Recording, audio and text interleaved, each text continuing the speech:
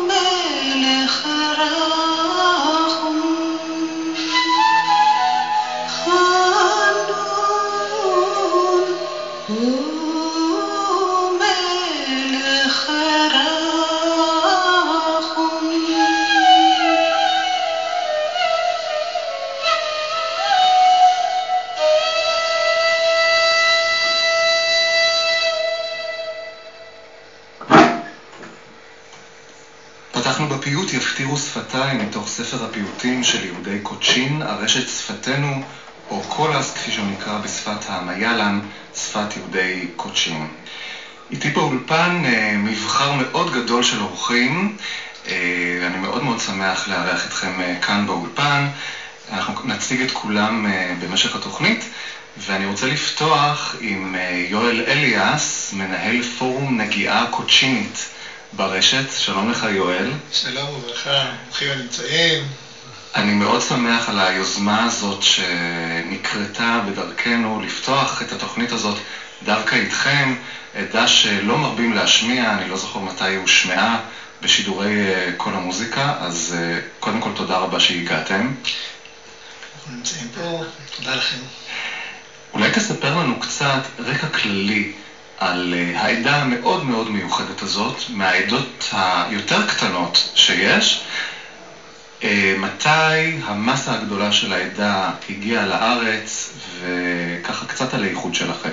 כן, אז ככה, הקהילה שלנו היא קהילה מאוד מאוד עתיקה. אנחנו מיוחסים מהתקופה עוד של שלמה המלך.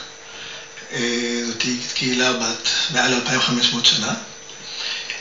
קהילה מאוד קטנה, ומאוד ייחודית, ובגלל הרב גוניות של הדתות שהיה בהודו, אז מאוד מאוד נשמרנו גם כן לא להתחכך מסביב.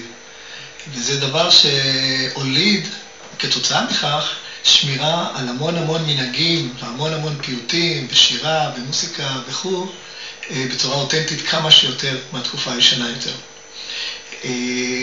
קוצ'ין נמצאת בדרום מערב הודו. אנחנו שם ראינו כמה קהילות, כמה יישובים שהתחברנו מפרור, מעלה וכו'. התחברנו ומשם כשיצאה התרועה הראשונה של הקמת מדינת ישראל ב-48,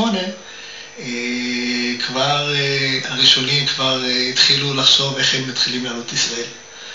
ובשנת 49 כבר הייתה העלייה הראשונה של עליית הנוער.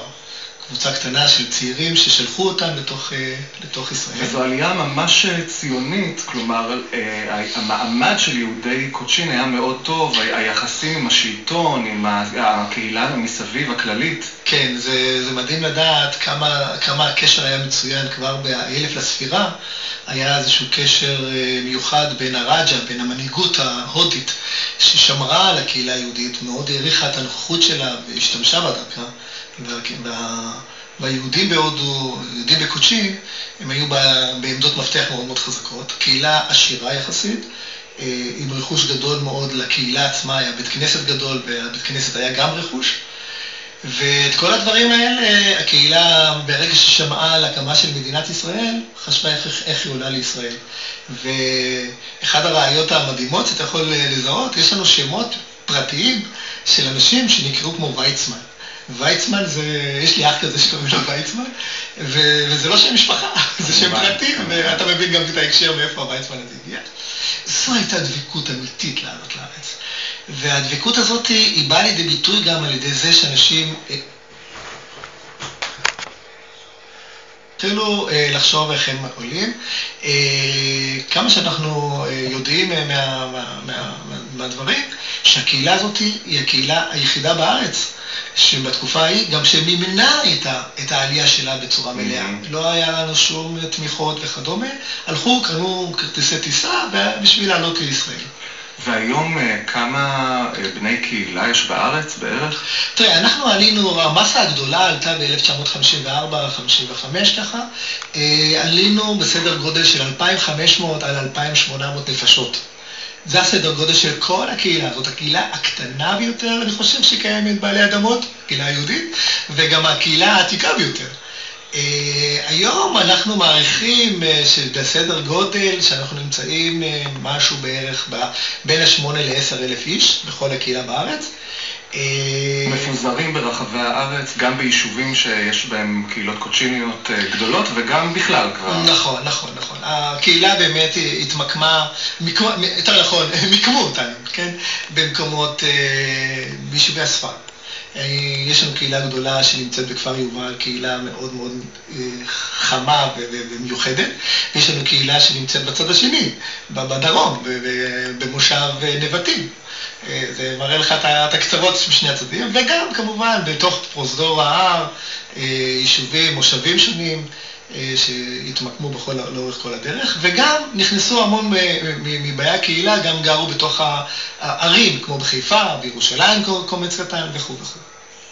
אנחנו גם נשמע, יש המון ייחודיות במסורת שלכם, בשיתוף של נשים, במסורת של הפיוטים, ואנחנו נרחיב על כך בהמשך, אבל אני רוצה שבאמת נטעם כמה שיותר מהמוזיקה, אבל לפני שנגיע לזה, אתה, כפי שאמרנו, מנהל פורום ששמו נגיעה קוצ'ינית ברשת, דבר שקם ממש בשנה האחרונה, פחות או יותר. נכון, נכון, נכון. ספר לנו על המטרות שלכם ומה אתם בעצם נכון. עושים. הנגיעה הקוצ'ינית ברשת צצה מתוך מקום של רעב גדול של הרבה אנשים שנמצאים מחוץ לקהילות, מחוץ למושבים, שהם בעצם רצו לחזור חזרה, להרגיש חזרה את המורשת המיוחדת שלנו, ובעיקר כדי שהדור הבא, הדור ההמשך, יוכל לחוש אותו. ובאמת, הנגיעה הקודשינית היום היא משתרעת עם קרוב מעל 1,500 פעילים, מתוכם שזה מתחלק לשתי קבוצות, קבוצת פייסבוק שהיא יותר פסיבית, וקבוצה יותר אקטיבית שנמצאת בוואטסאפ, מעל 200 ומשהו איש, שכל הזמן חושבים ודנים ומשוחחים בנושא המורשת שלנו, שהדבר הזה הוליד, א' את המפגש המדהים הזה, כן, איתכם, וגם עוד כמה דברים, אני אומר לך דוגמה קטנה, דיברת קודם, שאלת אותי לגבי מספר האנשים, כמה הקהילה הזאת, כן? אנחנו לפני חודשיים, ממש חודשיים, תבין איך הדבר הזה עובד, לפני החודשיים הקמנו יחד עם מרכז התפוצות בתל אביב, איזשהו אילן יוחסין של הקהילה. ותוך חודשיים הגענו לקרוב ל-7,282, זו הרשומה האחרונה שקיבלתי לפני שבאתי לאולפן, 7,282 רשומות, זאת אומרת, זה הקצה של זה, וכולם נמצאים שם מתוך דבקות גדולה. תבין, בשביל להגיע למספר הזה של רשומות, אתה צריך פה צוות עצום של אנשים פעילים שעובדים, ובאמת קרוב ל-300 איש יושבים וממלאים את אילן היוחסין, וזה יצר איזשהו כלי, איזשהו תשתית ליצירה של קשר בין דורי. פתאום אני מקבל טלפון מאחד בשם רוני, אני לא אשכח את הטלפון הזה, רוני אומר לי, תשמע יואל, אתה חייב להשיג לי מישהו איש טכני. אמרתי לו, מה קרה? יש לי הזדמנות, הבן שלי עכשיו פה, אני רוצה לשבת איתו ולמלא את העניין יחסים. וזה הדגיש לי כמה אנחנו זקוקים לפלטפורמות האלה, של לייצר את הקשר הבין דורי הזה, בין האבא, בין הסבא. זה מדהים. וההתעוררות הזאת, הסקרנות להכיר את הפיוטים המסורתיים, כלומר אנחנו מדברים כבר בעצם על 3 דורות פחות או יותר של בני משפחות, אולי אפילו כבר 4, זה מגיע מהדור הצעיר, זה הדור שלכם, דור הביניים שמרגיש שאם לא תתעדו ותשמרו זה ילך לאיבוד, מאיפה זה מגיע בעצם? זו שאלה מדהימה מה שאתה שואל אותי, אומר, זו באמת שאלה מדהימה, כי תבין, כשאנחנו עלינו, אמא ואבא שלי, אני דור שני בארץ, אמא ואבא אמרו לי, זיכרונם לברכה, הם אמרו לי, תלמד עברית, תחיה ישראליות, אנחנו פה בישראל, באנו להיות בישראל, עזוב, עוד הוא בסדר, תחיו ישראל, תרגישו את ישראל, דברו עברית, לא בא לי עליו, פה. והדבר הזה היה ממש כאבן יסוד, והיום אנחנו כדור שני, כבר בשנות ה-50 מבוגרים, ודור שלישי בכלל, פתאום הם מרגישים את השורשים האלה, שהם כמה אנחנו זקוקים להם, כמה אנחנו צריכים אותם. ובאמת הצמאון הזה, לא במקרה הגעת למספרים האלה, של 300 איש בבת אחת עובדים בבת אחת, כי יש את הצמאון הגדול הזה, לחזור חזרה לשורשים. איך אמרה לי פרופסור אנשקה? פרופסור אנשקה זאת פרופסורית אוניברסיטת חיפה עובדת איתנו, והיא החליטה לשמר את השפת המליאלום. היא אמרה לי משפט מאוד חזק. היא אמרה לי, יואל, תראה, יש DNA לתרבות. שפה זה DNA של התרבות. הולכת השפה, הולך התרבות. זאת אומרת, אתם חייבים לשמור, והיום אנחנו חוזרים ומסתכלים על אבותינו, חלקם כבר לא איתנו, וזה קשה, כי אין לנו את מי לשאול. ופה אני באמת קורא לכל הקהילה ששומעת אותנו בכל רחבי הארץ, קודם כל, תראיינו, תאספו חומרים על המבוגרים שלנו, כדי להביא את כל הפיוטים היפים שיש לנו בתוך המורשת, נביא אותם, לבנינו, ולא רק לבנינו, גם לחברה הישראלית, שיש לה המון מה לקבל מהמורשת המיוחדת הזאת של, חבר'ה, מדובר פה על מורשת של 2,500 שנה. זה לא פה הולך ברגל, שלא השתנתה. אנחנו נרחיב על זה כמובן בהמשך. יואל אליאס, מנהל פורום נגיעה קודשינית ברשת, אני מאוד מבקש להודות לך בשלב הזה, ואנחנו נחזור אל הצלילים. לפני הצליל, אומר, ברשותך, אני רוצה להגיד לכם גם תודה. באמת, תודה שפתחת לנו את הדלת. כי זה לא ברור מאליו. אנחנו ב100 שנים לא נפתח הדלת, ובחרנו שיר, השיר הבא שאתה תשמע, יום יום עודד, זה שיר תודה. אתה תציג אותו. יום יום אודה לאל חי, זה שוב מתוך הרשת שפתנו, ספר הפיוטים של העדה הקודשינית, ונשמע, ואחר כך אולי נגיד עוד כמה מילים על הקטע הזה. Oh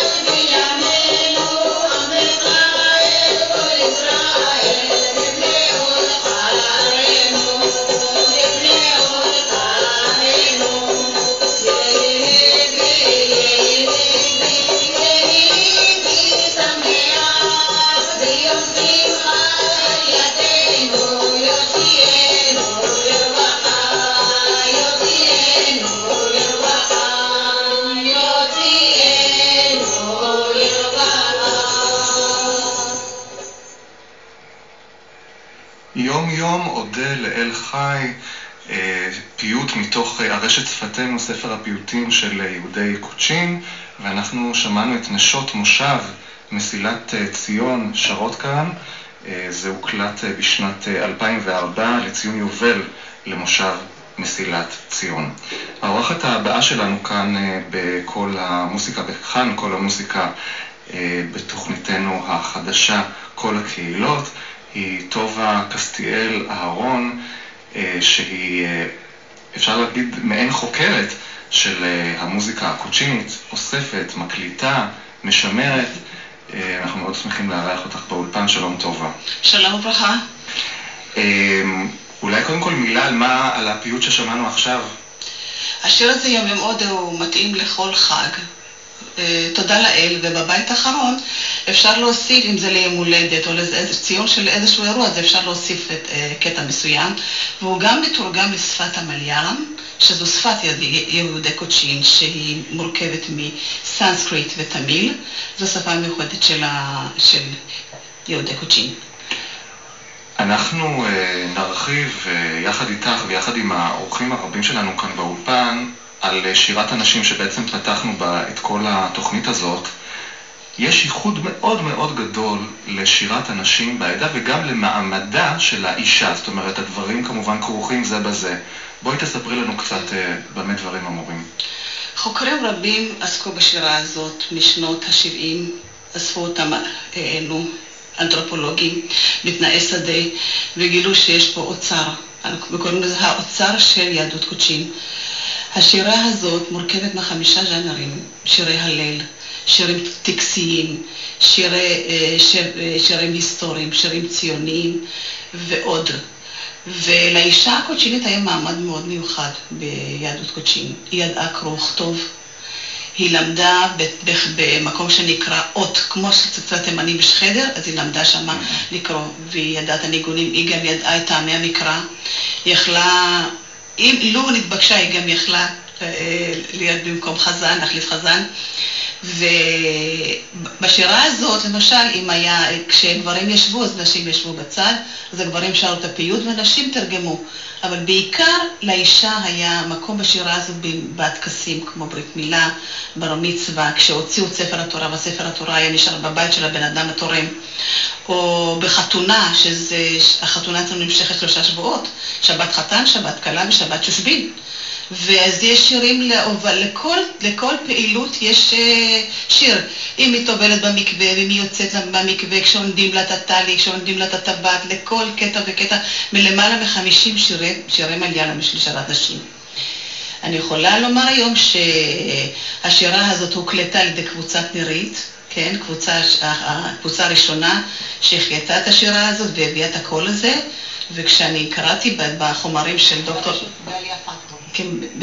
כשאני שמעתי את דוקטור אופירה גמליאל, אז וקראתי את החומרים שלה, אז באמת התחלתי לעיין יותר בטקסטים, ומאוד מאוד רגשו אותי איך הם מתארים, מפרוטרות את השירה הזאת. ואנחנו המשכנו את זה עם מסילת ציון, וגם בנבטים למדנו את השירה הזאת, שישמעו את קולה של השירה הזאת בפסיפס התרבותי של עם ישראל, שיכירו עוד את הפלח הזה. ולא רק כשאנחנו שומעים למשל שירת מרוקו או שירת תימן, כאילו הפאזל הזה חסר לי, הצבע הזה דהוי, אני מרגישה. אני מבין שגם בתוך בית הכנסת, המעמד של הנשים כמשתתפות בתפילה היה מאוד מיוחד, מאוד ייחודי לעדה הזאת. יש קרבה גדולה ממה שמקובל, זאת אומרת, כמובן יש עזרת נשים, אבל אני מבין שזה הרבה יותר קרוב ופעיל ממה שיש בעדות אחרות. במבנה מורכב שיש שם 2 תיבות, תיבה לחזן ותיבה לאנשים עצמם. וכשהעלו והקריאו למשל אם זה בבר מצווה או באיזשהו שמחה, אז פשוט הראו את הספר התורה כשאנשים ראו את זה מקרוב. וזאת התורה שעשה משה וכו', כן? וגם שמעתי מאישה מסוימת שהיא אמרה, בזמן שעסקתי בתיעוד בעל פה, היא אומרת, בכלל את התורה מעלים בגדולתה של התורה בקדושה ולא מורידים בקדושה. זה גם יש בזה משהו שאנשים זכו לדבר הזה. אני מציע שנשמע עוד דוגמה לשירת נשים. אנחנו לוקחים את הקטע הבא מתוך תקליטור שיצא במרכז לחקר המוזיקה היהודית באוניברסיטה העברית בירושלים, הור טופי רב יופי, שירי נשים יהודיות מקרלה, שזה בעצם המחוז שבו יהודי קוצ'ין באים ממנו. מה אנחנו הולכים לשמוע עכשיו? תקוותנו העתיקה לשוב לציון.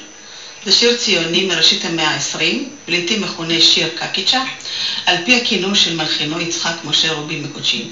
השיר נכתב שנים רבות לפני קום מדינת ישראל, והוא עוסק הן בתנועה הציונית המודרנית והן בנביאת תנ"ך, ומביע את התקווה העתיקה לשוב לארץ שבה ימלוך מלך המשיח. זהו אחד מהשירים במליאלם הזכורים ביותר כיום בקרב יוצאי קוצ'ין בישראל. הנוסח המלא מופיע גם בסוף התקליטור. השיר הזה מאוד באנלוגיה, מה אני עושה, לשיר התקווה שלנו, של ההמנון שלנו. המון מוטיבים מוזכרים שם בשיר הזה, ונהגו לשיר אותו, באמת כמעט רוב אנשים מכירות את השיר הזה. אז נשמע.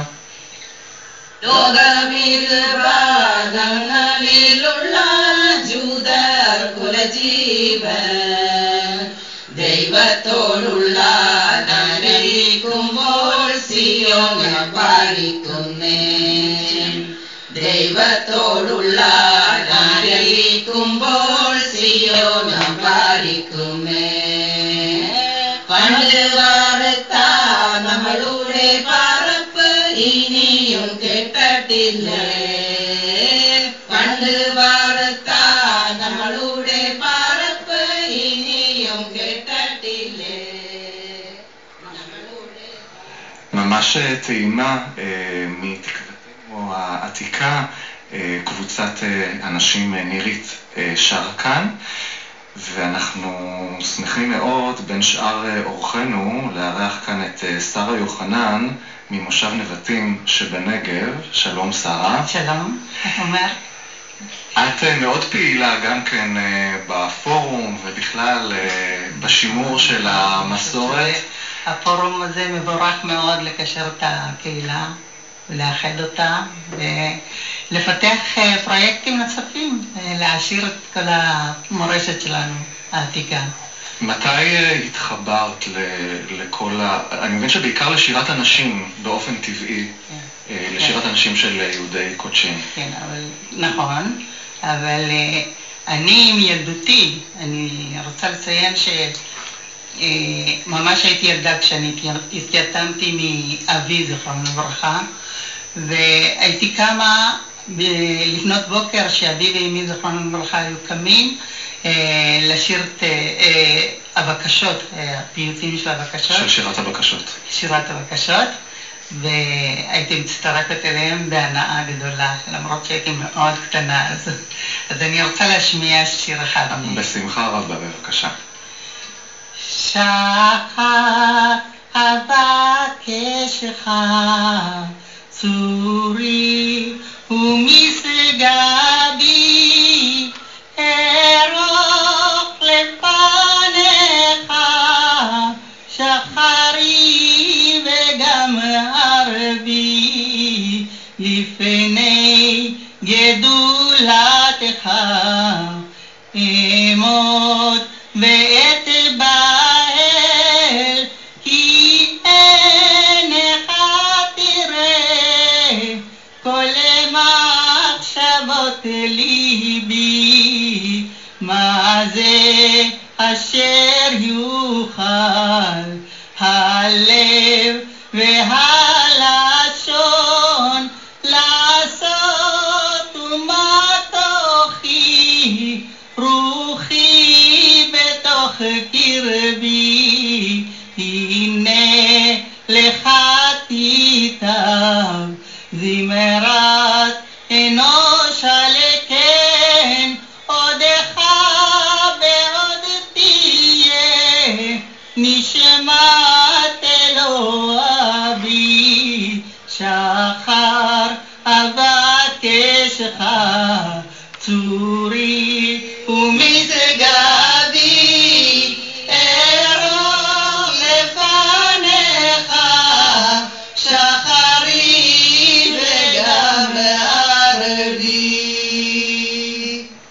איזה יופי, וכל האורחים כאן באולפן, אתם 8 אנשים פחות או יותר הצטרפו כאן.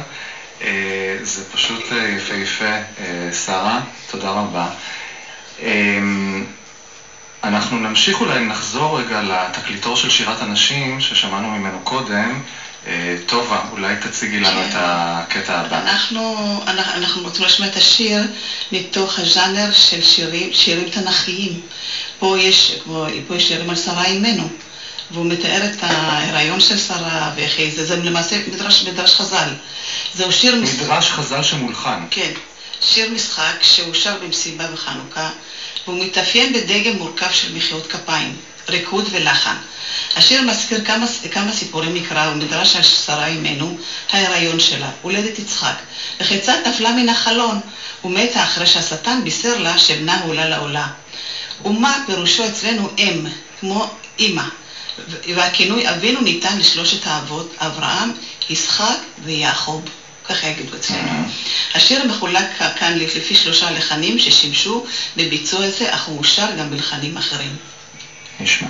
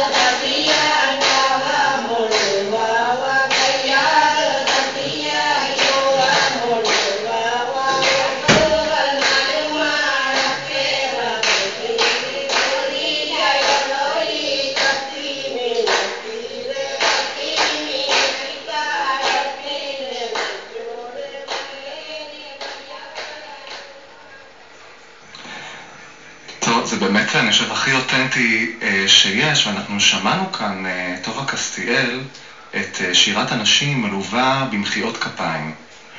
ובעצם לא הזכרנו מתחילת התוכנית שעל פי המסורת שלכם, כלי נגינה בכלל אסורים, או היו אסורים לפחות, המון שנים. אולי תסבירי לנו קצת את הרקע לדבר הזה.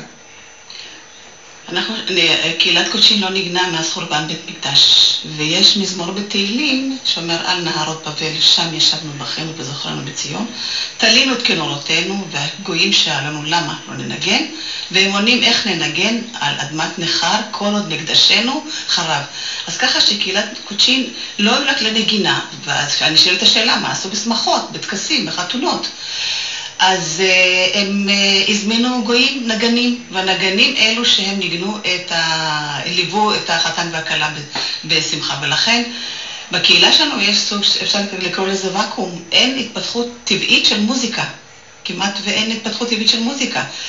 ומה ששמענו עכשיו בשירת נשים זה גם, אני רוצה להוסיף שבשמונת ימי חנוכה נשים התאספו בבתים של המארחת התורנית, והם שרו כל יום שירת נשים עם מחיאות כפיים. כי גם נשות קוצ'ין הם לא רקדו, הם לא אינטזו. הריקוד היה מבוסס על מחיאות כפיים, מה שאנחנו קוראים את זה במליאלם, נינגלי, כאילו ריקוד בעמידה. ואיך אפשר ריקוד בעמידה? אבל היו טכניקות של מחיאות כפיים. טכניות של מחיאות כפיים במשך 8 ימים, כל עוד הנרות דלקו, וכל מערכה תגנה משהו. סמלי כמובן, וגם נשארו בסוף לארוחה, וזה השיר שאנחנו שמענו עכשיו, ללא נגינה האמת, השיר הזה. יוצא מן הכלל. אנחנו עכשיו עוברים להדסה שני, שגם היא ממושב נבטים שבנגב. שלום לך הדסה. שלום ברכה. ספרי לי על החוויה שלך בתור מבית הכנסת, אישה בתוך בית הכנסת, בבר מצווה של הבן שלך. איך זה התנהל ומה הייחודיות של זה לעומת מה שאנחנו מכירים בדרך כלל? תראה, אחד הכיפים באמת לבוא לבית כנסת, ואם באמת רוצים להתרשם על האמת, לבוא לבית הכנסת במושב נבטים, לעשות את הסיור במוזיאון, וכמובן גם יש ארוחות קוצ'יניות. אבל לא לזה, אני רוצה לספר חוויה אמיתית שלי בבר מצווה של הבן. אני חושבת שאין יותר כבוד שנותנים לאישה כמו שבקהילה הקוצ'ינית. כמובן בבית כנסת בנוי ככה בתיבה התחתונה ובתיבה העליונה. בעליונה כמובן מתי עולה החזן, כשיש חגים, מועדים ושמחות כמו בר מצווה. האם הבר מצווה, ילד הבר מצווה, עומד כמעט מטר, במרחק של מטר מהילד. ואחרי שהוא מסיים, כמובן עם הרבה דפיקות לב, את הפרשה או את ההפטרה שהוא קורא, הוא מסתובב, החיבוק הראשון זה לאמא. זאת אומרת, זה מרחק של פסיעה, וללא מסכים. שום דבר, הכל נגיש, הכל כל כך נעים ומושך, שחבל על הזמן. שנית, אני רוצה גם להגיד על הספר התורה, כשמוציאים אותו מההיכל לקריאה בתורה, כמובן למטה קודם כל, זה שנושא את ספר התורה, מראה לארבעת הכיווני הרוח, כדי שכולם יקראו אותה, וזאת התורה. הוא עולה למעלה, כמובן אצל אנשים יש 3 צדדים בלבד. וזה כל כך נגיש שהאישה יכולה לקרוא כמו שהוא מצביע. וזאת התורה אשר שם משה לפני בני ישראל, תורה ציווה לנו משה מורשה קהילת יעקב. וכל זה אני מדגישה בכל סופרן ועד של נשים שעולה, שיורד מלמעלה, עולה למעלה, אבל הגברים עומדים בשקט ומקשיבים לקולות האלה של הנשים. אין אצלנו איפה ואיפה, הכל אותנטי עם הרבה כבוד.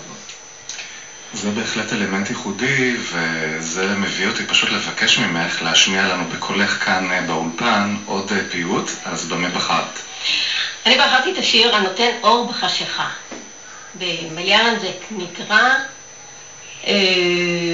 אירוליל וליוויה טמברנה. השיר למעשה כתוב גם במליאלם וגם בעברית.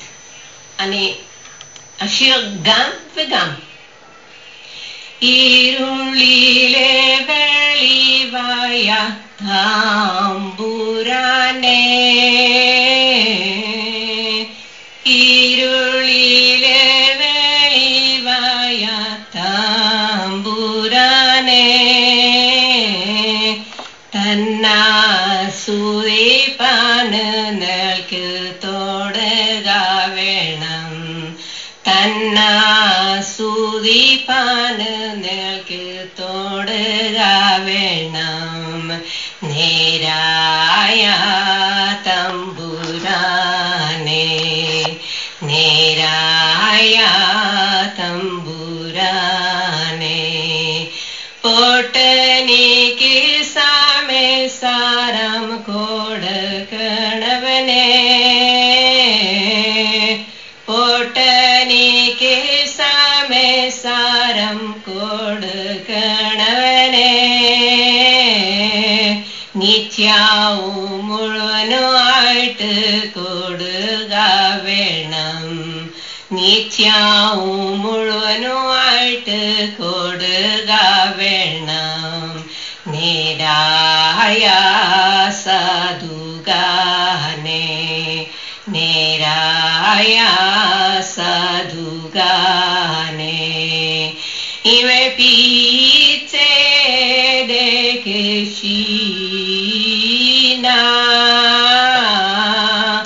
ഇവ പീച്ചേ ദേഖീന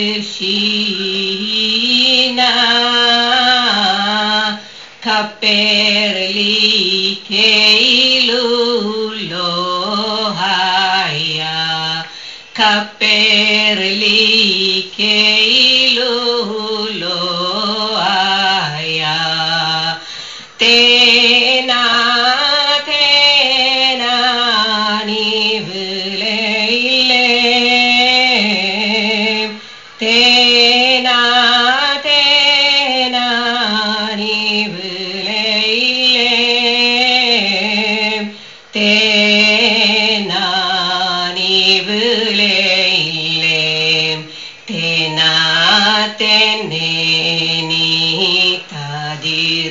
Shalem tenatene tadir shalem Eloi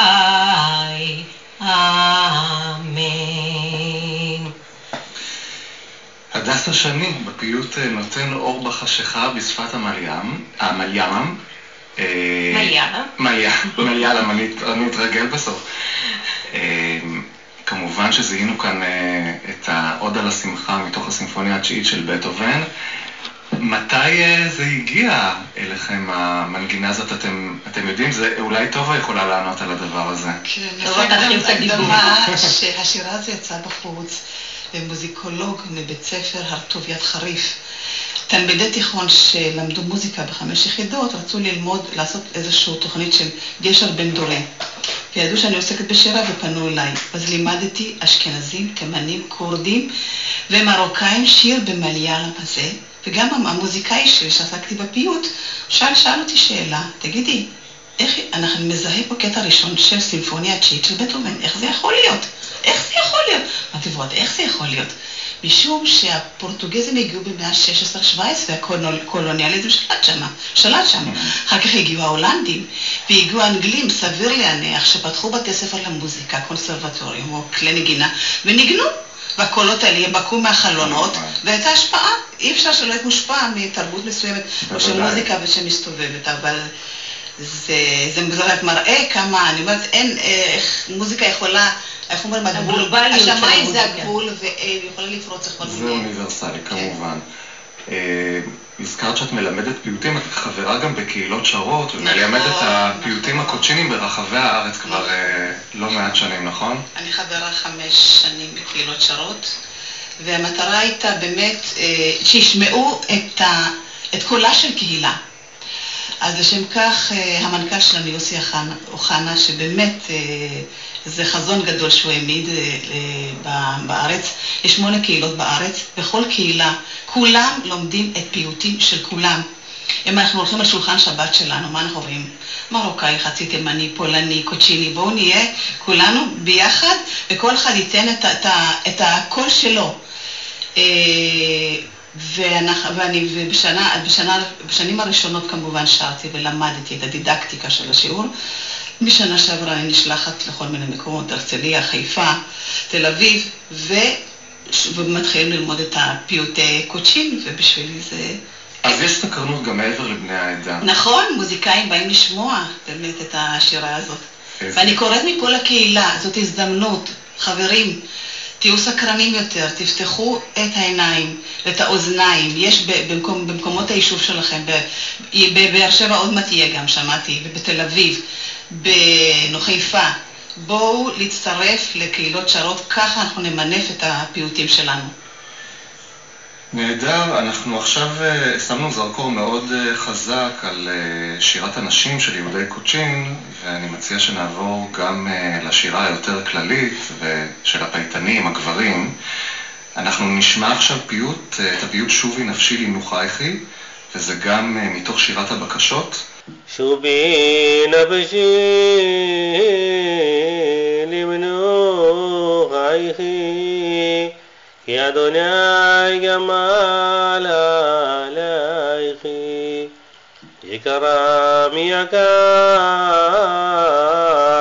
יוסרך לקוחה, קומי גילו זאת המנוחה, האור הרב ככי ארוחה, עד לעשות חפשו סיירי, אני תושב ככל אבותיי, כצל עובר ימי ושנותיי, אם לא עכשיו, אמרי מתי, תפדה משחר חייכי, אם תהיה יוסרת דורשת, ומדומעתך מתקדשת, קרבי אל תרהי מגשת, ויקרבו מסייכי, דורכת עוז עולמך, אל יבטיחוך שקרי אלומך, קצר יומך ורחוק מקומך, נהימה תאמרי לאדונייך, הלחזות בנועם אדוני סמית, ולבקש פניו להעמיד, שובי שובי השולמית, אל בית אביך כנעורייך, שובי נפשי למנוחייך, כי אדוני גמל עלייך. נמצא איתנו כאן באולפן החזן של בית הכנסת בירחסים, בן העדה הקוצ'ינית, חיים קלינגר, שלום לך. וברכה. למעשה העולם הזה של הפיוט הקוצ'יני הוא מאוד מאוד עשיר וייחודי, ואני מבין שהוא גם מתחלק לכמה סוגים. ברשותך נתחיל בעצם בעברה את מהות הפיוט הקוצ'יני, למה הוא מתחלק בעצם. בכלל הוא מתחלק 3 חלקים עיקריים. כמו ששמענו לפני כן, זה שירת הנשים. שירת הנשים הייתה מקומה, כמו שציינו פה, ויש עוד 2 סוגי פיוטים. הפיוטים שאושרו בית הכנסת במהלך התפילה, ועוד סוג של פיוטים שהם מראות ושמחות. למעשה, בעבר הפיוטים האלה הודקו היא בכתב יד, לא היה בדפוס. יותר מאוחר, בשנים יותר מאוחרות, יצא הוצאה של חופת חתנים, שבו למעשה נמצאים כל הפיוטים לשמחת תורה, לשבת חתן, כל שבת ימי המשתה של החתן, ימי המילה וכיוצא בזה. אלו למעשה שלושת העיקרים של סוגי הפיוט. נשים כבר עסקנו, אז בואו נעסוק כרגע בנושא של הגברים. תפקידו של החזן הוא גם היה למעשה להוביל את השירה בתוך התפילה. הפיוטים שבעצם הוספו לתפילה הם בעצם היו על פי מהות האירוע. לצורך העניין דוגמה, בחג הסוכות כל הפיוטים היו בנושא סוכות. במתן התורה, בשמחת תורה, על כל עניין של שמחת התורה. היכן הפיוטים האלה הוספו? אז למעשה, בכל ליל חג, לאחר אמירת המזמור שלאחר תפילת 18, היה פיוט מיוחד לשני ימים, כי בחוץ לארץ חוגים יומיים, והפיוט הוא היה פיוט שונה, גם הלחן שונה. זה לא מסתיים שם. גם הקדיש, קדיש בתרא, שהחזן היה אומר אותו, היה אומר אותו באותו לחן של הפיוט. אותו כנ"ל גם ביום. לאחר תפילת המוסף של השבת, של החג, לאחר פיתום הקטורת, החזן היה שר פיוט, וגם הלחן של הקדיש הוא היה למעשה אותו לחן של הפיוט שהוא שר. מעבר לכך, גם הפיוטים שהיו, כמו שציינו, בנושא החג, היו לפני אמירת נשמת, ביוצר, במעמד פתיחת היכל ספר תורה, ובמעמד הולכת ספר התורה לתיבה. כלומר, היו תוספות של שירים שהם בעצם נסבו על החג, אבל גם בשבתות נוספות, שבתות מיוחדות, כגון שבת בשלח, שבת יתרו, שבת וית חנן, הם שבות מיוחדות שנקראות בקרב העדה. שבת ויחי גם צריך להוסיף. גם שם הושרו הפיוטים, ושם נוסף תוספת כמובן, שיש את הפיוט הידוע בתפילות ישראל, יגדל אלוהים חי. ולמעשה אותו לחן של פיוט יגדל אלוהים חי, הוא היה גם הלחן של הפיוט המסייד לתפילה. וכמובן, גם הקדיש נאמר באותו לחן. ודבר נוסף, שהאמירת הנקדישך בתפילת שחרית, הוא היה אותו לחן של מה שאושר ביגדל אלוהים חי, והפיוט והקדיש המצטרף אליו. אנחנו רואים פה איזו מחשבה שהיא בעצם הולכת לכל אורך הדרך. היא לא נעשתה בחטף, היא לא נעשתה סתם ככה, אלא היה לה איזשהו מוטיב שבעצם זה הפרוטוקול לצורך העניין. אז נכון, החזן צריך לזכור, להתאים ולעבור ללחן ללחן ולזכור את הלחנים. זה לא פשוט. אם נחשב שנייה לצורך העניין פעמיים כל חג בחוץ לארץ, אז לחנים רבים. נזכור את השבתות, לחנים רבים. כלומר, זה מצריך הכנה על מנת לשלוט, וזה דבר פשוט. חיים, ההסברים שלך מאוד מלומדים, אבל אנחנו בעיקר רוצים לשמוע אותך מחזן.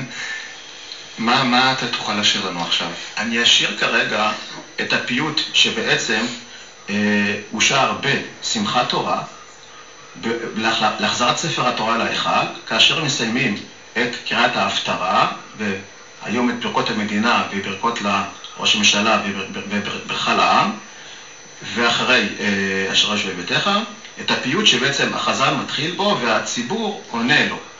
זה מה שנקרא פיוט להולכת ספר התורה מהתיבה להיכל. קומו ברנה דת אמוני, קומו ונעלה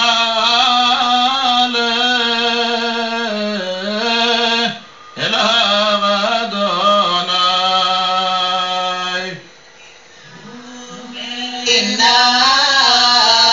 דת אמוני, קומו ונעלה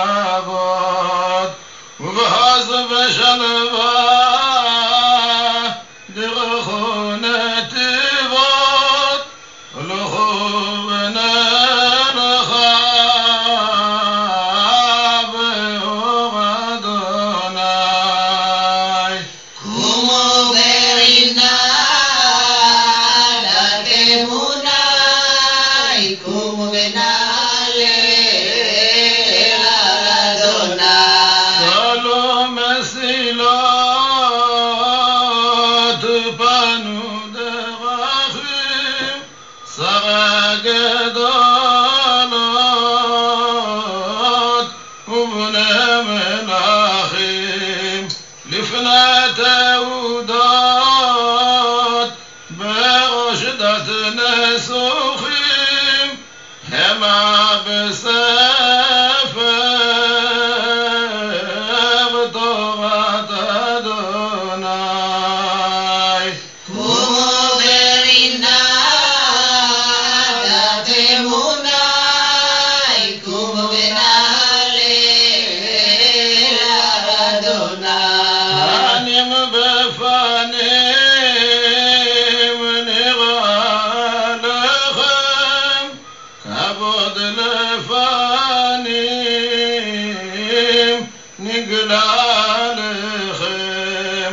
בואו אמונים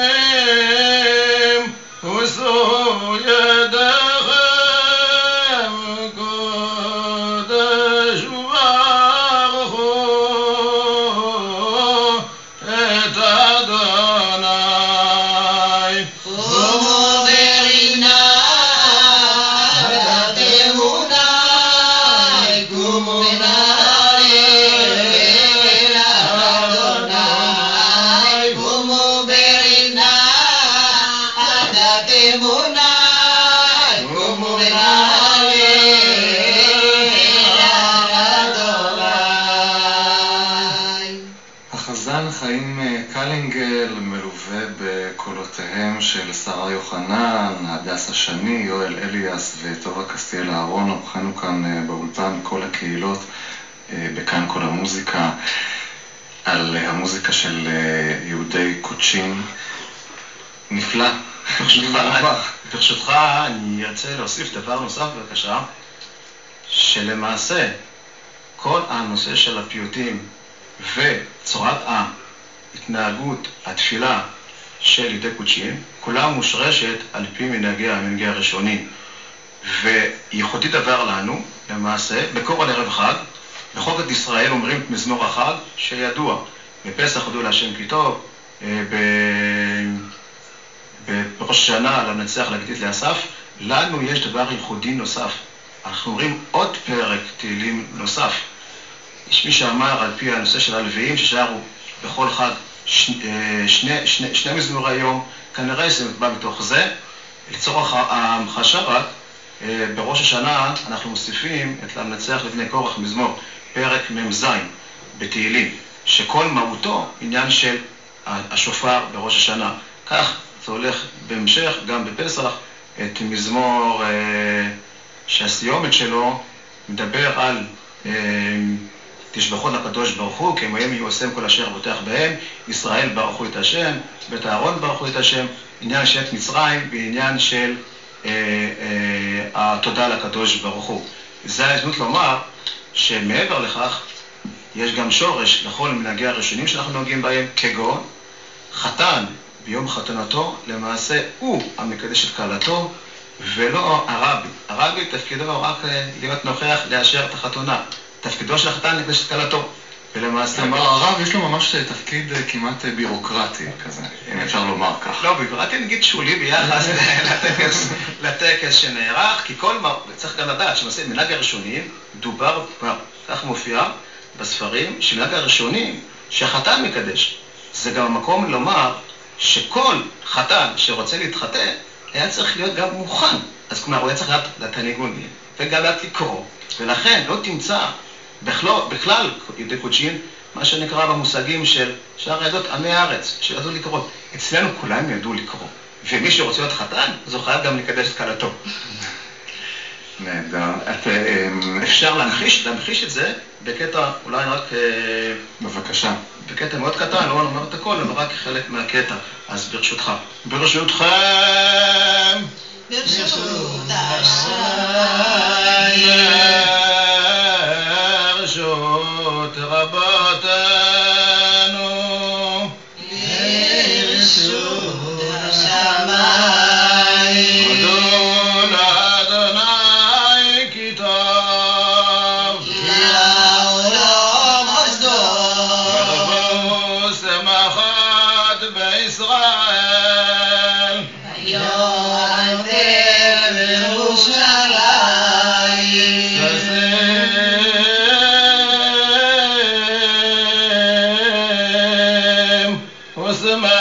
ושמחים ותודה בלב בבניין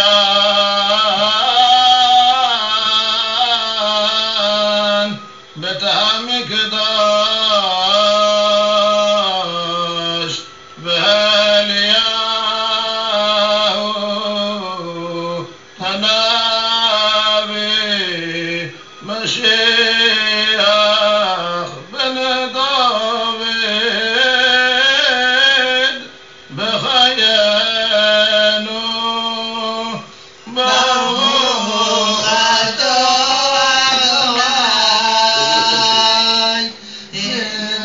אדוני ברוך אתה אדוני אלוקינו מלך העולם בורא פרי הגפן ברוך אתה אדוני אלוקינו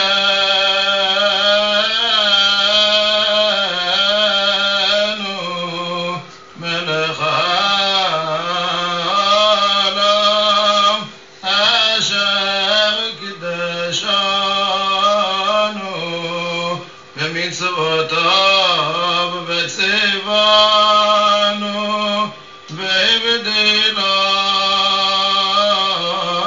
והבדילנו מן העריות ואסר לנו את הארוסות והתיר לנו את הנשואות לנו על ידי חופו וקידושין על ידי חופו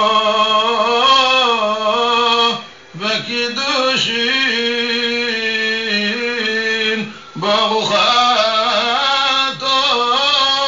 אדוני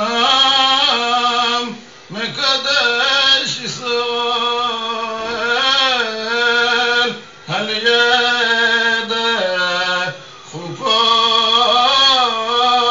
וקידושין.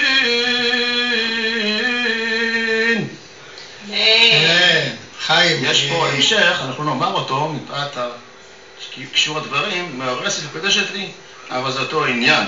אבל זה מנהג אבותינו, רק נוסיף עוד קטן, פרט קטן מאוד, וכך מופיע גם בהלכה שכך היה מנהג הראשונים, שבעצם היו קושרים 7 כריכות סביב הטבעת, ואת הטבעת היו מטילים לתוך כוס היין, אבל זה, שוב, זה נושא בפני עצמו, אנחנו עושים בפיוט, נתרכז בזה. יואל, רצית להוסיף יואל אליאס. כן, בחייך, נו, מה, איך אני לא יכול להוסיף? חיים, דבר ראשון, אתה ממש הרגשת אותי, כי אני זוכר את עצמי ככה שר את הקידושים לאשתי היפה והיקרה רחל, שהיא אשכנזיה, וכל הקהל היה ככה מגוון, וכולם התרגשו מזה, בעצם זה שהחתן מקדש. אתם סיפרתם לי בשיחה המוקדמת שעשינו, שבעצם גם יש שם המון נישואי תערובת, אם אפשר להתבטא בביטוי הלא כל כך מוצלח הזה, בתוך הקהילה, וגם אלה שהם לא מבני העדה, שמתחתנים מבני העדה, מתעקשים הרבה פעמים לקיים את הטקס המסורתי הקוצ'יני. נכון, אני חושב שזה אחד הדברים שהם מאוד מיוחדים לקהילה, שהרצון הזה של ההידבקות במנהגים האלה של הקוצ'ינים, שלנו, היא קיימת, היא רחבה. זה שלא מכירים אותנו מספיק, איך אומרים, חבר'ה ישראלים, פספסתם. אבל אנחנו גם עושים. מה שאני הייתי רוצה לומר, הייתי רוצה להוסיף עוד משהו אחד, ברשותך. דיברנו על הפיוטים ועל השירים שנמצאים בתוך התפילה. אני זוכר מהמורשת שלי, באופן אישי, שהתפילה זה כמו שאנחנו למדנו בתוך החוויה הדתית שלנו. לנו אמרו תמיד, להיות דתי זה לחוות את החוויה הדתית, תחיו את הדת, תחיו את התורה, תחיו את החוויה הדתית. ואני חושב שהשירים האלה והפיוטים האלה שנמצאים פה לאורך כל הדרך, עומר, אני לא מבין, דיברת קודם על ניסים, זה פשוט נס, אנחנו פה דווקא בכל המוסיקה ומציגים את הקהילה שלנו בכל המוסיקה. חבר'ה, זאת קהילה מוסיקלית, היא פשוט לכל הרוחב, ממש ככה. אני חייב לומר עוד דבר נוסף. כן, חיים. לא פעם ולא שתיים מתקשרים אליי זוגות שחתן לאו דווקא קוצ'יני, אבל הוא אומר, ראיתי, אני רוצה. אני אומר שעשרות קלטות בזמנו, דיסקים, דיסקונקי, שאני בעצם משכפל ובעצם מעביר. היום כבר עם גל העידן החדש, שכל העניין של הקדמה במדיה, אז כבר קיים, כבר אפשר להכנס בעצם ולראות. יתרה מזאת, הזכיר פה יואל חוויה. אני רוצה לחוות אתכם איזושהי חוויה שאני חוויתי כתור ילד, ואני רוצה לענות עד נס את החזן שלנו בזמנו, חייזרא אברהם, זכרונו לברכה.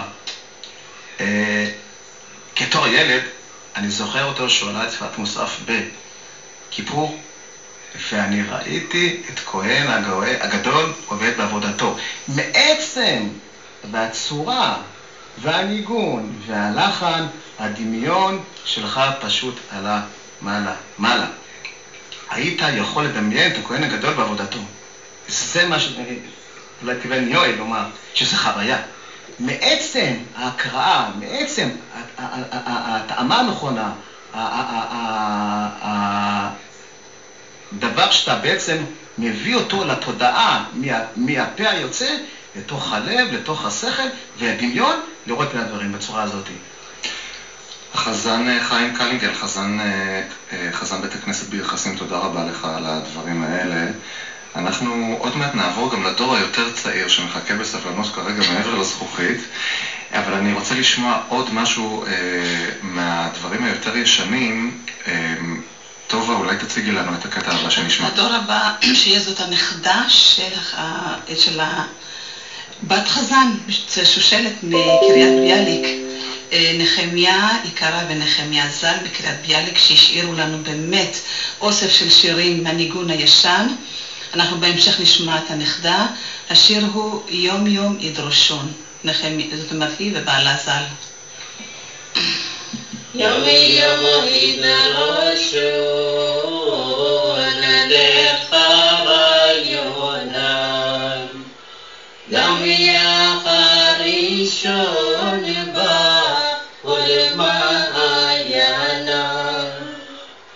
שפה נפשי לחזות בנועם, שובך עמדי אל תוך ארמונה, ריחת מיני לשמי גבוהי, ולך כמים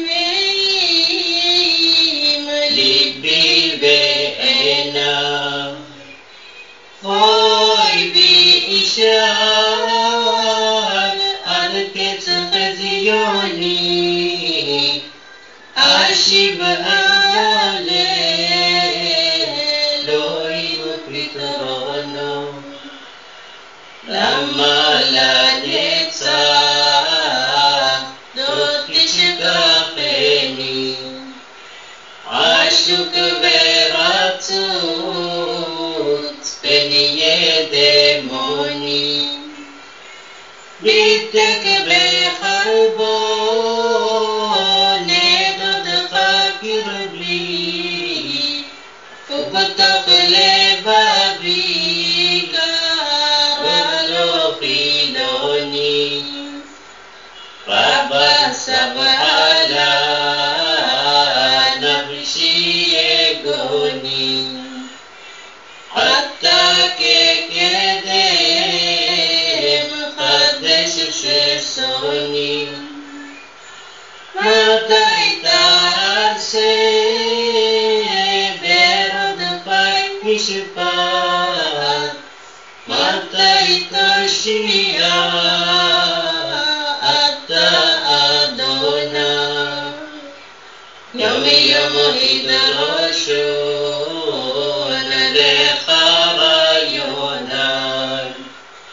דמייה הראשון בא כל מעייני. יום יום ידרשון, נחמיה יקרה ונחמיה זיכרונם לברכה השמיעו את הפיוט הזה, וזה, כמו שאמרנו, מוביל אותנו אל הדור היותר צעיר, אפשר לומר הדור השלישי של קהילת יוצאי קוצ'ין. איתנו באולפן שניים מהנציגים של הדור הזה, איתמר טל שהוא מוזיקאי, נגן ומפיק מוזיקלי. שלום לך איתמר. שלום. והזמרת והמוזיקאית הצעירה הדר נחמיה, הנכדה של הזוג נחמיה ששמענו עכשיו. שלום הדר. נכון, היי, מה העניינים? איתמר, בוא נתחיל איתך. אתה גם כבר מעורב, מה שנקרא. איך הגעת, מה סקרן אותך במחקר שעשית במסגרת הלימודים שלך במכללת לוינסקי במוזיקה של יהודי קוצ'ין? אוקיי, אז המחקר שלי הוא, מה שהוביל אותו זה המון צירופי מקרים. דיברתם על ניסים, אז אני אקטין ואני אומר צירופי מקרים. גם שילוב של מחקר מוזיקלי שהייתי צריך לעשות במסגרת הלימודים, וגם העובדה שפגשתי את בחירת ליבי בדיוק באותו הזמן, שלמעשה גם היא חצי קוצ'ינית וחצי פולניה בדיוק כמוני. אותו שילוב, הסיפור של המפגש הוא גם כן מעניין כשלעצמו, אבל בדרכי לפגישה הראשונה רכשתי דיסק של אביתר בנאי דווקא, שאחד השירים בו נקרא יפה כלבנה. ובתוך כדי המחקר גם נתקלתי בשיר שנקרא, פיוט שנקרא יפה כלבנה, שמופיע כמעט בכל הכתובים במחקרים כפיוט מרכזי שקשור לטקס החתונה המפואר הקוצ'יני.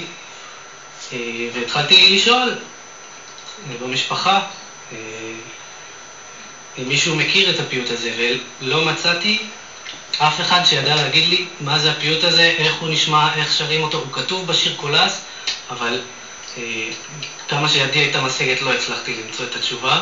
קולס, נזכיר, זה שוב, זה ספר הפיוטים הקוצ'יני, הקורפוס הגדול של הפיוטים. כן, והתחלתי עבודת מחקר, מה קרה לשיר, לאן הוא נעלם, מי מכיר אותו. הגעתי רחוק, לא שומעים. לא שומעים אותך מצוין. בסדר. הגעתי לאנשים שלא פגשתי מעולם, במחקר בין דורי, ובסוף הגעתי אליו, הגעתי דרך ספריית הקול דווקא, להקלטה מעניינת של אברהם חי אברהם, שאני לא מכיר ואני לא יודע מה עלה בגורלו, אבל יש לו קול ערב ויפהפה, ומצאתי שם אותו מפייט את הפיוט הזה, ואחרי שהצלחתי אני ללמוד, טבעיתי אותו בתווים, למדתי אותו כמו שצריך, אז יכולתי להשמיע גם, ואז כבר התחילו להגיע תגובות של אכן מכירים את הפיוט, והצלחתי להבין גם מה המשמעות של הפיוט, מתי מפייטים, וגיליתי טקס מאוד מעניין. אני אקריא אולי את הטקסט. כן, בבקשה. שנייה. יפה כלבנה, יונה ממעונה, רוני כיוונה אדוני עירך, קומי אורי כיבה עורך, וכן הלאה וכן הלאה. אבל הקטע הזה הוא מראה בדיוק את כל מה שהפיוט מדבר עליו. בעצם יש פה איזושהי הקבלה של היונה שעוזבת את הבית לכלה שמתחתנת ועוזבת את בית הוריה. כן. אולי אני אשאיר אותו? בשמחה. אוקיי. יפה כלבנה, יונה ממעונה, רוני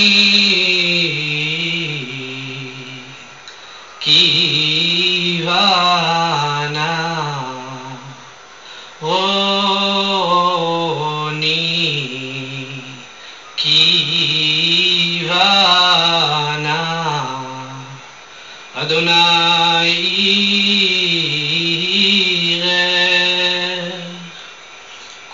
קומי אורי, קומי אורי, כי באורך.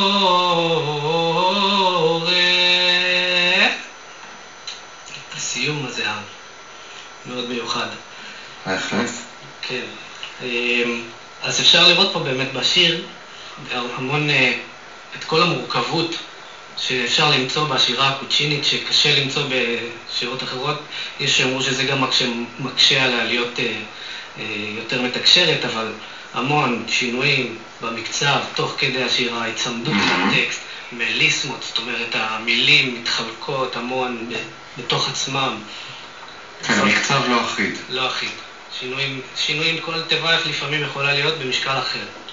ממש צמוד לטקסט, למרות שמוסיפים המון קישוטים, אפשר גם להרגיש את כל הקישוטים, ההשפעות ההודיות שנכנסו פנימה. מן הסתם גם נורא קשה לכתוב את זה בתווים, נכון. את המסורת על פה הזאת. נכון מאוד, גם קשה לדעת בעצם אם התכוונו לרדת למיקרוטונליות או לא התכוונו. אני כמובן השארתי את זה קצת מתוך מחשבה שאולי היה כן זיוף קטן ולאו דווקא כוונה לרדת ברבע טון. כן. למרות שהמחקרים, יש מחקרים שכן מדברים על מיקרוטונליות בתוך המוזיקה ההודית, הקוצ'ינית. כן. יפה, ואנחנו עכשיו נעבור אלייך, הדר נחמיה. את ממש מהדור הכי צעיר שנמצא כאן באולפן. כן, פשוט. וגם את בעצם חצי קוצ'ינית וחצי תימניה. נכון. ואת מוזיקאית בעצמך, כפי שאמרנו. כן. אני גם בת למשפחה של מוזיקאים. זאת אומרת, כמו ששמעתם, גם סבתא שלי יודעת לשיר ממש יפה. גם סבא שלי וגם אבא שלי מתופף, אמא שלי זמרת, כולם אז איך תספרי לנו על החיבור הזה שלך למוזיקה הקוצ'ינית? אני מבין שאת גם בעצם עומדת להקליט גרסאות יותר חדשות לפיוטים המסורתיים. בעיקרון אני עובדת על אלבום סולו רגיל, אבל, זאת אומרת, חומרים מקוריים, אבל יש בו בפנים קטע אחד שהוא בעצם משלב כמה קטעים מתוך המזמורים של סבתא, שעשינו לזה עיבוד מסוים, כמובן בעדינות כדי לא לפגוע ממש כי זה דברים באמת מיוחדים ולא רצינו, אבל כן, יש קטע כזה. מה קורה בקרב הדור הצעיר שלכם? איפה זה, מנקודת המבט שלכם, שוב, ההתעוררות הזאת שיש בשנים האחרונות, לשמר את המסורות, זה תופעה שהולכת וגוברת, מאיפה זה מגיע בעצם? אני יכולה קודם כל להגיד, מבחינת המשפחה שלי, הדודים, הבני דודים שלי, הקרובים יותר, שמגיל צעיר אני זוכרת שהיו מאוד מקפידים על מפגשים, בגלל שכולם גרו בכל קצוות הארץ, אז מאוד היה חשוב לכולם להיפגש לפחות פעם, אפילו בכמה חודשים, אבל אחרי נגיד שסבא וסבתא נפטרו, אז עושים כל חצי שנה סופי שבוע משפחתיים, ומדברים על קוצ'ין ועל כאילו על המסורת, על כל מה שהיה, כדי באמת שהדור הצעיר ייחשף לדברים האלה, גם היסטורית וגם, אתה יודע. גם המאכלים. בהחלט. היה אפילו תקופה שלפני בערך שנתיים, שהתחלתי לבשל, אני אוהבת מאוד לבשל, והיה לי איזה רעיון כאילו להתחיל קצת לעבוד בזה, וחיפשתי כל מיני רעיונות כדי שזה יהיה משהו מיוחד, ואתה יודע, תמיד זה ככה, אתה מחפש, ואז אתה בעצם מבין שהדבר הכי מיוחד זה בעצם מתחת לאף שלך. וזה בעצם מה שקרה, אני פתאום גיליתי את כל זאת אומרת, היו דברים שכבר הכרתי, אבל היו עוד דברים שהתחלתי פתאום לשחזר מתכונים ודברים, וזה היה חוויה מדהימה. ואז באיזשהו שלב שחזרתי לתחום המרכזי שלי, שהוא המוזיקה, אז עוד פעם הנגיעה הקוצ'ינית הזאת עוד פעם ככה הובילה, וגם ככל שהקשבתי יותר גם לסבא וסבתא, וזה שמתי לב שגם הסגנון שירה, משהו במלודיות, היה משהו שפתאום התחבר לי נורא בטבעיות לכל, וזה פתאום פתר לי עם עצמי כל מיני דברים אוקיי, עכשיו אני מבינה למה הנטייה שלי לשיר ככה או להישמע ככה, כי זה בעצם משהו שהוא בטבע הקולי שלי באיזשהו מקום, כן. כמו שהזכרנו יותר מוקדם בתוכנית, המסורת של הפיוטים הקוצ'יניים היא מסורת שהיא אקפלה, זאת אומרת שירה בלי שום ליווי כלי, זה בעצם איזשהו ציווי דתי, והדבר הזה הולך ומשתנה בשנים האחרונות, גם בעבודה שטובה קסטיאל שדיברה קודם ועוד נשמע ממנה בהמשך עושה, וגם במה שאתם, הדור היותר צעיר, עושה. איך זה בעצם מתקבל? מקבלים את זה בהבנה, הדור היותר מבוגר שבטח רוצה לשמור על האותנטיות יותר, או שיש דווקא מחשבה שזה מנגיש את המוזיקה הזאת לדור שלכם? מה שאני נחשפתי בינתיים, אני דווקא רואה תגובות טובות, זאת אומרת, אני לא יודעת, יכול להיות שיש כאלה, אני יותר חילונית, אני לא גדלתי בנבטים וכאלה, אז אני לא יודעת להגיד, אולי יש כאלה שזה כן מפריע להם יותר, אלה שאני נחשפתי אליהם מאוד, אין להם בעיה מבחינתם, עצם העובדה שמשמרים ועושים דברים שקשורים וזוכרים ולא, אז זה חשוב לי כשלעצמו מבחינתם, אז זה לא... אבל אפשר לומר שבעצם זה, יש פה שתי אסכולות. אסכולה אחת שבעד לשנות את המנהג ולהתחבר ולהנגיש, והאסכולה השנייה אומרת בואו נשאר אותנטיים וייחודיים כמו שאנחנו. אני חושב שצריך איפשהו בסוף להגיע לנקודת האמצע. כן, נראה שאתם בתוך התהליך הזה, עם כל מה שקורה והפורום שמתעורר, ואתם עושים גם מפגשים שאולי נשמע עליהם בהמשך, מיואל, אליאס וכל מי שנמצא כאן, בעצם כולכם חברים בפורום הזה. אנחנו ביקשנו ממך איתמר וממך הדר להכין איזשהו קטע שתוכלו להשמיע כאן באולפן, לייב מה שנקרא. אז איתמר פה יושב עם הגיטרה, והדר יושבת כאן עם הטקסט, אני רואה כבר פתוח לפניה. מה אתם הולכים להשמיע לנו? אנחנו הולכים לשיר את ירעז. ירעז לנו. בבקשה. ירעז לנו ירושלים,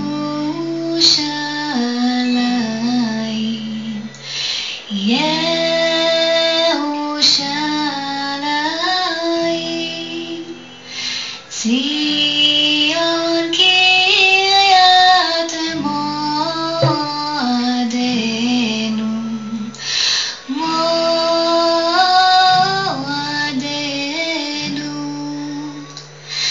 בך רוחב שמיים, רוחב שמיים, בך יחד כל מחמדנו, כל מחמדנו, ישועת ישית חומות וחן, חומות וחן, צומה עוזך נוצרך לרגעים,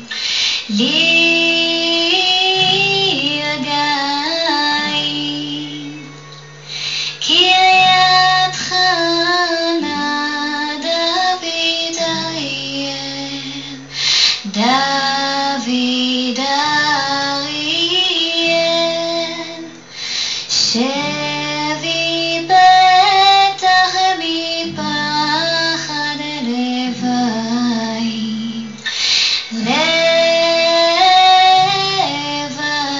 לביים, עיר ואמת כלילת יופי, כלילת יופי, בך תרועת מלך כל המולה, כל המולה,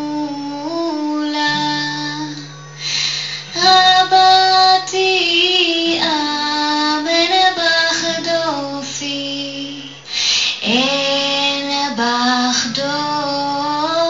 דופי, לעד כן שבי בנבך, שבי בנבך, שתול מה יפה פה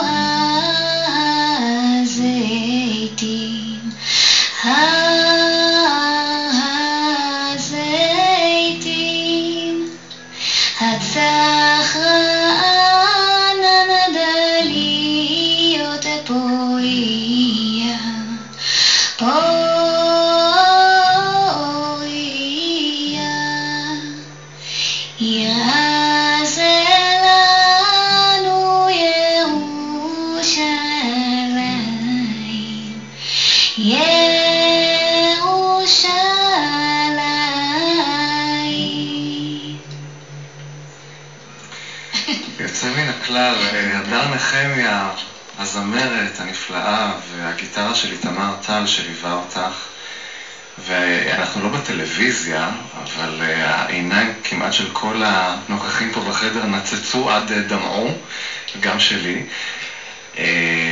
יואל, רצית להוסיף, יואל אליאס? כן, דמעו, ממש. הדר, מדהים. ואני אגיד לך משהו, השיר הזה החזיר אותי לרגע מאוד מיוחד. אמא שלי, זיכרונה לברכה, אחרי מלחמת ששת הימים, לקחה אותי, ככה, אני הייתי בגיל 6-7, תפסה לי את היד, ואני עד היום מרגיש את היד הזה ככה ביד, והלכנו לכותל, ואני לא הבנתי כל כך את המשמעות של הרצון הזה וההרגעה הזאת להגיע לירושלים. כשאני שומע אותך, הם גדלו על השירים האלה. אני מתחיל אולי קצת טיפה לחוש את זה. ואני ממש מודה לך, באמת. חיים, אתה רצית להוסיף משהו, אז בוא תשב פה, אנחנו מעוטי מיקרופונים באולפן הזה. בבקשה, חיים. שאלת את איתמר, ואיתמר השאיר לך שני אסכולות, שיש שמרנים ויש זורמים עם אני אשאיר לך דבר פשוט. משה רבנו, כשפרעה שאל אותו מי הולכים, ענה לו, תלך בנערנו, בזקננו, בטפנו. אנחנו רוצים את כל אחד ואחד באשר הוא אצלנו. תודה. איתמר, בוא תפוס את מקומך חזרה. דיברת קודם על המורכבות של המקצבים בחלק מהפיוטים. מצד שני, יש גם המון פשטות, כמו ששמענו עכשיו, במלודיות. ממש רפיטטיביות כזאת, אפשר לזהות המון השפעות בתוך המוזיקה היהודית קוצ'ינית. אולי כמו האוכל, מלא טעמים, מלא תבלינים. אפשר להרגיש השפעה מאוד חזקה של הבגדדים, שהרבה יהודים הגיעו מבגדד, מפרס הגיעו לקוצ'ין. אחר כך השפעה פורטוגזית, ספרדית ומרכז אירופית, שבאמת הביאו את המלודיות היותר פשוטות. וכמובן השפעה תימנית גם, אפריקאית תימנית, והשפעה של המקומיים, המוזיקה המקומית. אז יש גם את הפשוטות, זה גם מחולק, אפשר לחלק את זה לסוגים. לא עשו מספיק מחקר, זה באמת מה שאני מסמל לעצמי, להגיע לעומק הדברים, לאסוף את הפיוטים. התחלתי לקבל גם פיוטים מכל מיני אנשים מהעדה, לחקור אותם, להבין אותם, מאיפה הגיעו, מה ה-DNA של המוזיקה הזאת, שזה נעשה מעט מאוד במחקר הזה. ואני מבין שאתה שואף לעשות ממש דוקטורט זה המטרה שסימנתי לעצמי, ובעזרת השם אני אגיע אליה, נגיע לדוקטורט ונביא את המוזיקה המיוחדת הזאת מפני השטח. זאת אומרת שגם מבחינת המחקר האקדמי נעשה מעט עד היום. נכון. לגבי המוזיקה. מבחינה מוזיקלית. כן. מבחינה מוזיקלית פרופר לא עשו הרבה. יש מחקר של רוס וספקטור, וגם שם הוא מראה, זאת אומרת, יש את העבודה של צבי אידלסון, אוצר נגינות ישראל, שחקר את רוב קהילות ישראל, אבל אלינו לא הגיע, ומשם אני רוצה להמשיך ובאמת לפרק את ה-DNA המוזיקלי שלנו. יפה, אז אנחנו נצפה להמשך, וכשיהיה לך עוד ממצאים אנחנו נשמח לשוב ולארח אותך. בעזרת השם בקרוב. אנחנו שווים עכשיו אל שרה יוחנן, בת מושב נבטים, ששרה לנו כל כך יפה בשעה הקודמת, ונדמה לי שאנחנו הכי נהנים מהשירה שלכם כאן באולפן. בתנאים הלא פשוטים שאנחנו נמצאים בהם. שרה, מה רצית להשמיע לנו עכשיו? אני רוצה להשמיע את השיר יפתירו שפתיי תהילה. יש שני שירים שנקראים יפתירו שפתיי לאל, יפתירו שפתיי תהילה. שניהם מופיעים ברשת שפתנו. אז אני אשיר עכשיו את שיר שפתיי תהילה, שלמדתי את זה מדודה חנה, דודה של בעלי, זיכרונה לברכה. ואומנם אני נתתי לזה משקלים אחרים קצת בשורות, כי זה לא התיישב כל כך אתה יודע, ההתאמה למילים. ההתאמה למילים, כן. עושים התאמות, ומן הסתם כל אחד שר את זה קצת אחרת. נכון. בבקשה. יפתירו שפתיי תהילה, לאל קדוש נורא עלילה. בכל רינה בצהלה, במקהלות עם סגולה. דוד קומה ועוד ידך רומם, סוכת דוד עבדך תקומם, חנון בית מקדשך השמם, בנה בחמלה, בנה בחמלה. צרור המור דודי אלי, צורי אדרי ומפלטי לי, יערה ושיר מהללי, ירצני בי כמו מולה. דוד קומה ועוד ידך רומם, סוכת דוד עבדך תקומם, חנון בית מקדשך השמם, בנה בחמלה, בנה בחמלה. חשתי לקום מבית מלוני, ברון יחד כוכבי מעוני, להודות ליל חי אין לו שני, הנה שפתיי לא החלה. דוד קומה ועוד ידך רומם, סוכת דוד עבדך תקומם, חנון בית מקדשך השמם, בנה בחמלה, בנה בחמלה.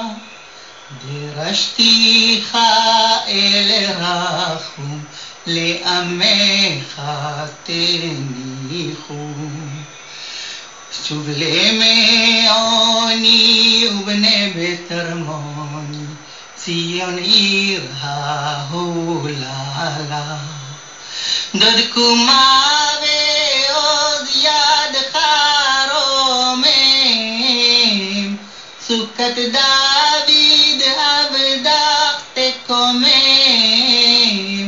חנון בית מקדשך השמם, בנה בחמלה, בנה בחמלה.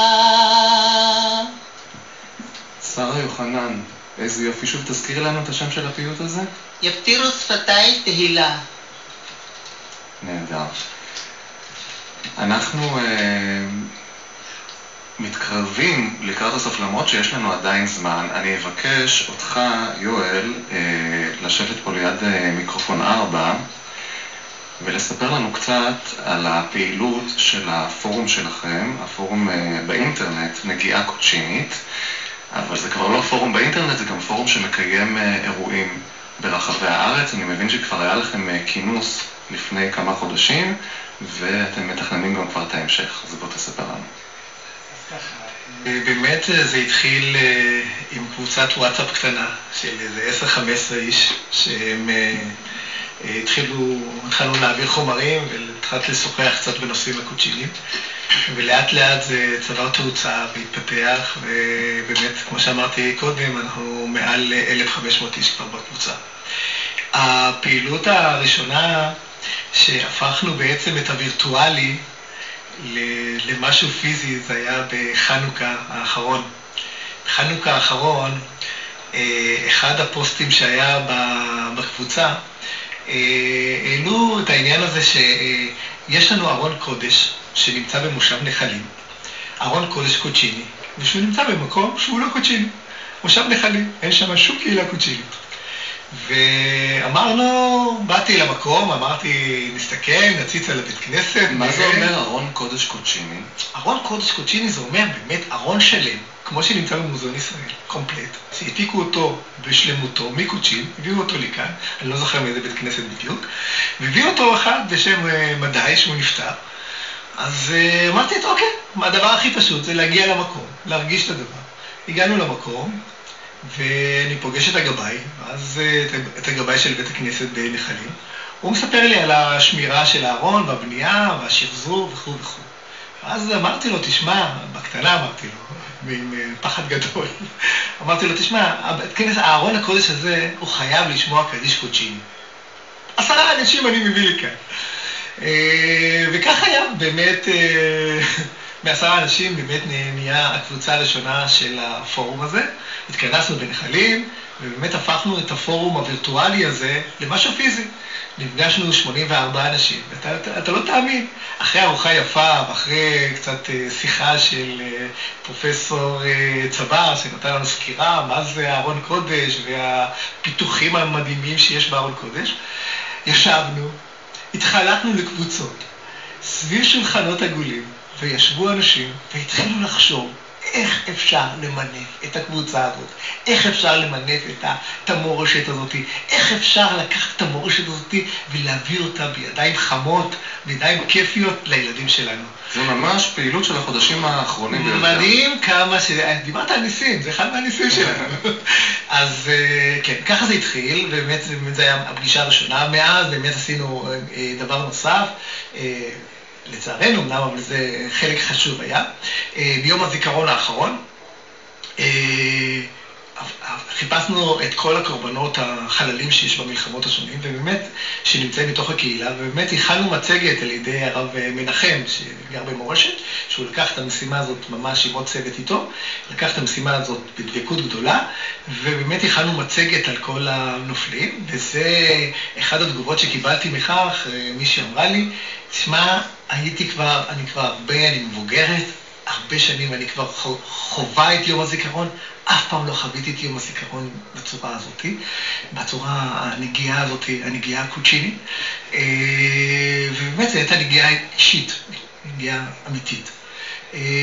הפרויקט נוסף שבאמת הפורום הגדול הזה בבית עסק, כמו שהצגתי קודם, זה היה אילן היוחסין של הקהילה, שזה גם כן תודות לבית התפוצות עם חיים גיוזלי, דוקטור חיים גיוזלי, אני חושב שפרופסור, והחשוב הוא מנהל מחלקת המידע שם, הוא עזר לנו מאוד, ובאמת הקמנו את הפורום הקוצ'יני הזה, שהציג את האילן היוחסין של הקהילה. זה דבר שהרבה מאוד שנים ניסינו לעשות אותו, וברוך השם עשינו אותו. וזה היה גם עם שיתוף גדול מאוד, עם מרכז מורשת קוצ'ין, יהדות קוצ'ין, שנמצאת במושב נבטים, שיש לנו שם נמי שחף, שגם כן דוחף ויוזם, ובאמת מפרגן גם לפורום וגם לקהילה באופן כללי. למה הגיעו עד עכשיו באילן היוחסין הזה? המספר, אתה לא תאמין, אבל ישבו 300 איש, קרוב ל-300 איש, והתחילו לחטט. 300 איש זה אומר 300 שבטים שונים, 300 אנשים שונים ממשפחות שונות, והגיעו ל-7,282 רשומות. זה מספר מדהים, תוך חודשיים. זה כמובן הולך ונבנה. וזה הולך ונבנה, ואנחנו גם קוראים פה, באמת, מי ששומע אותנו מתוך הקהילה, חבר'ה, זה הזמן. אנחנו, איך אומרים, מתעוררים מחדש, רוצים לייצר את השיח האמיתי שלנו, את המורשת שלנו, קודם כל להקרין אותו לדור הבא שלנו, כמו שבאמת ראינו את זה כאן גם כן בתוך המפגש הזה. ומפה אנחנו רואים קדימה. עכשיו, המפגש הבא, ובעזרת השם, וברשותך אומר, תרשה לי להציג אותו, אנחנו ממש מתחברים פה להרגה הזאת שהדר שרה לנו קודם על ירושלים. אמרנו, הגיע הזמן, אחרי 2,500 שנה, עומר, אתה מבין? אחרי 2,500 שנה שקהילה שלמה חיכתה להיות בירושלים, זו פעם ראשונה, אנחנו כקהילה עולים לירושלים, ובעזרת השם בליל, באסרו חג שבועות, יום אחרי, זה יוצא בראשון לשישי, תרשימו לעצמכם, ראשון לשישי בשעה 2, אנחנו ניפגש ברחבת הכותל, ויחד עם, הנה עוד הגיע קוצ'יני, אתה יודע מי? יושב לנו שם בחור, גם קוצ'יני, שהוא אחד הארכיאולוגים שם, של העיר דוד, והוא ייתן לנו הנחיה מיוחדת לטובת המפגש הזה, ואנחנו נטייל במנהרות הכותל יחד ככל הקהילה. נשיר שירים בכותל, ככה עם שירים כמו של הדר, ככה, אבל במנהרות למטה, ומשם אנחנו ניסע, ואחד היעדים שהצבנו לעצמנו בקהילה, בפורום הקוצ'יני, זה באמת לתת במה לכל הקהילות הקטנות והגדולות שנמצאים בארץ, ולא רק להתמקד בקהילות הבולטות. ובחרנו באמת לכבוד ירושלים, לכבוד חג ירושלים, באמת לקדם את הקהילה בקטמון. יש לנו קהילה קטנה שעלתה ב-1966. בשכונת קטמון. בשכונת קטמון, ויש לנו שם בית כנסת קוצ'יני, ובזכות שרון המקסימה שצמודה שם באיזה מרכז תרבות שם, שתרמה לנו בעניין הזה, ועוזרת לנו, אז אנחנו נקים שם ערב מדהים, שהוא א' חלק גדול מהצוות יושב פה גם כן ישיר ונוספים, ונספר את סיפורי ירושלים, וזה תהיה הנגיעה הקוצ'ינית שלנו לירושלים, במקום הכי אותנטי, במקום הכי אמיתי, ובאמת לשקף את ההרגה הזאת. ההרגה הזאת, אני קצת התחלתי להבין אותה רק היום, בזכותך. טיפה להבין את ההרגה הזאת שהיו להורים שלנו לציון. לא היה ירושלים, ציון. ציון זה היה דבר. כן. כן. יפה, אז יש כבר תוכניות להמשך, ודיברת כל כך הרבה על ירושלים. אולי עוד ניסיון להנגיש את השפה, שפת המליאלם, לדור היותר צעיר, עשתה הדסה שני שיושבת איתנו כאן, מתרגשת. אז רבותיי, אני מזמין אתכם גם להתרגש, כי אתם הולכים להתרגש מהדסה שני עצמה. ואפילו נעמדה לכבוד המעמד. את בעצם עשית תרגום לשפת המליאלם של ירושלים של זהב, של נעמי שמר. רגע, נפתח לך את המיקרופון ועכשיו גם ישמעו אותך. קודם כל התנצלות, אני לא כל כך יודעת, לא ידענית הכי גדולה במליאלם, אבל כשמאתגרים אותי אז כנראה שזה יוצא. ובואי נתחיל את הסיפור קצת איך שיר נולד. יום אחד אני מוצאת את עצמי בקבוצת וואטסאפ שכותרתה אומרת שרים לירושלים מהקולס. הקולס, ספר הפיוטים הקודשים. אמרתי לעצמי, מאוד מעניין. אבל אחרי שעתיים אני מקבלת, מה דעתכם שנתרגם את ירושלים של זהב למליאלם? אמרתי לעצמי, עכשיו זה מאתגר, לא רק מעניין. אז ככה מצאתי את עצמי ביום שישי אחד, בין בישולים לניקיונות, מולי יושב המילים של ירושלים של זהב של נעמי שמר, ואני מתפללת לאמי שתיתן לי קצת השראה, איך אני מתרגמת את זה. אז זה היה מין דו-שיח רוחני כזה עם אמא, שאני שואלת אותה שאלות, והיא עונה לי. וככה, שעתיים לפני כניסת השבת, המילים כבר היו מוכנות. עכשיו צריך רק להלביש את הלחן על המילים. זה גם קצת בחבלי לידה, אבל יצא משהו. לא רק שיצא, שלחתי את זה מיד לשני טסטרים, שהם מרים דקל ונחמיה מאיר. קיבלתי את האוקיי, וואו, אמרתי לעצמי, עשיתי את זה. אחר כך פתאום אני מקבלת מיואל, אנחנו נפגשים באולפני סימון ואשדוד, שבאמת קיבל אותנו במאור פנים יפה, וככה יוצא לו השיר ירושלים של זהב במליאלם. മലക്കാറ്റ് മയ്യന്റെ നേരം ഓറന മരത്തിന്റെ മണമടിച്ച് വൈനത്തിന്റെ കാറ്റ് പൊങ്ങി വന്ന് മണിയേളെ ശബ്ദം കേൾക്കാം മരവും കല്ലും നല്ല ഉറക്കോണ് നല്ല ക്നാവ് കണ്ട് ഉറക്കം യെരൂശലേം ഒറ്റയ്ക്ക് ഇരിപ്പ് നെഞ്ച് മുഴുവനും കല്ല് നമ്മുടെ പൊന്നന്റെ യെരൂശലേം നല്ല വെളിച്ചമുള്ള യെരൂശലേം നിന്റെ പാട്ട് എല്ലാം ഞാൻ പാടും നമ്മുടെ പൊന്നന്റെ യെരൂശലേം നല്ല വെളിച്ചമുള്ള യെരൂശലേം നിന്റെ പാട്ട് എല്ലാം ഞാൻ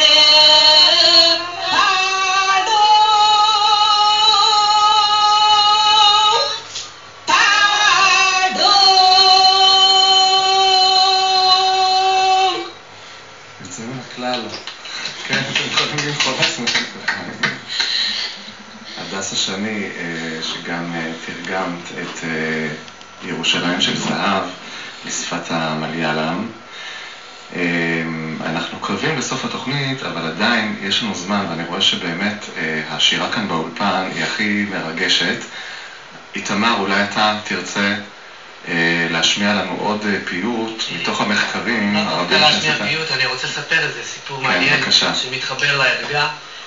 אם יש מישהו מהמשוררים היהודיים שהכי מתחבר לערגה לארץ ישראל הוא רבי יהודה הלוי, ומה שאני גיליתי במחקרים שלי זה באופן חד משמעי זה כתוב, רבי יהודה הלוי ואבא שלו הגיעו לקוצ'ין, היו בקוצ'ין, יש ספרה מאוד, הרי מקום קבורתו לא נודע, והקבר של אביו כפי הנראה נמצא במקום שנקרא קרנגנו, שינגלי, אביו של רבי יהודה הלוי. מתואר שהם הגיעו שניהם, הביאו איתם שתי חצוצרות מבית המקדש.